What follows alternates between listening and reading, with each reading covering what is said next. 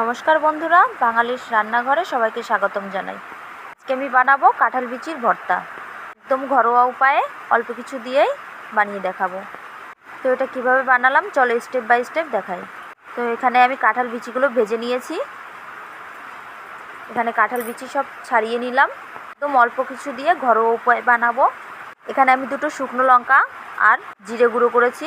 জিরের বদলে কালো তিলও ইউজ করতে পারো। এখানে আমি কিছুটা বাদাম ভেজে নিয়েছি, বাদাম দিলে স্বাদটা দ্বিগুণ বেড়ে যায়। তো এবার মিক্সারে সব একে একে সব কিছু দিয়ে দেবো।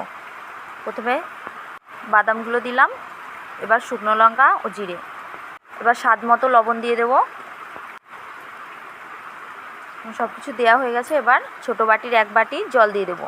এটাকে মিক্সার গ্রাইন্ডে দিয়ে মিক্স করে নেব। এটা আমার মিক্স করা হয়ে গেছে। আমার কাঁঠাল বিচির ভর্তা তৈরি হয়ে গেছে। তো এটা তোমরা বাড়িতে অবশ্যই ট্রাই করো, গরম ভাতের সাথে খেতে খুব দুর্দান্ত লাগবে। তো আজকে এই পর্যন্তই, আবার দেখা হবে নেক্সট ভিডিওতে। টাটা।